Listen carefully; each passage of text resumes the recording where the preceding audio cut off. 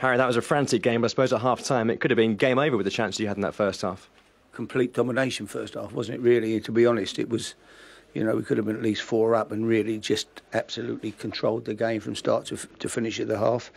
And then we did exactly what I told them at half-time not to do, and that was get sloppy and give a sloppy goal away, because that was, they needed a lift. If we could have just started for the first 10 minutes as we played the first half, it was going to be game over. We had to keep the ball, pass the ball, and we gave a terrible goal away. It was a bad mistake. We tried to play our way out of our box. You can't always do that. Sometimes you've got to kick it and clear the lines, and we try to be too clever. We give a goal away, and it gave them a lift. Then the crowd, from moaning at them and booing them, suddenly got behind them, and they started to find another yard and had a go. But it wasn't too many. Brad really didn't have too much to do, in all honesty, did he? It was a flying start again. You brought in Rafael van der Vaart, and within 3 minutes he'd scored the opening goal. Yeah, he scored early, but you say we had 3 or 4 good chances in that early period. It was the chances, we were creating chances. We just kept the ball fantastic, really, and no disrespect, they found it difficult to get near us.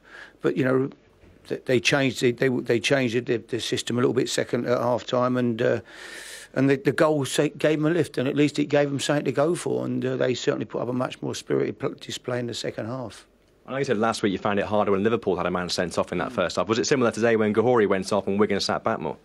No, not really today. No, I felt that we were in complete control, say, against 11, but they got the goal when they had 11 on the pitch, and they were starting to have a go. The big guy come on up front, they hit some forward balls to him, and he battled away, and they were trying to get some drop downs off of him, and it made it more difficult. But overall, we controlled most of the game.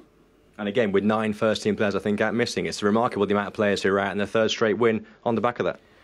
Yeah, there's players missing, but they're not. That's not far away from our best team. I'm not saying it's my best team. That wouldn't be fair to have. But there's enough good players in there that would be very difficult to lodge out of the team if you were picking your best team. So we're very, very strong. I think we've got the makings of a real good side this year. The midfield today.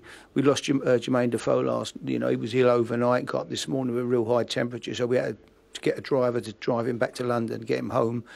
But Sandro came back today with Scott Parker. I like the look of that combination in there as well, and that gave us some strength. So I think we're looking strong. And with that, Defoe, Van der Vaart just behind Adebayor, another option for you up top as well? Yeah. Rafa came in today, and he's been out with a hamstring. And he does what he always does, scored a goal. He's an amazing goal scorer. So it was good. I was delighted. And Adebayor, first half, was always a threat. Second half, he got a bit of a bang on his eye, but it was difficult to take him off because we didn't have another forward.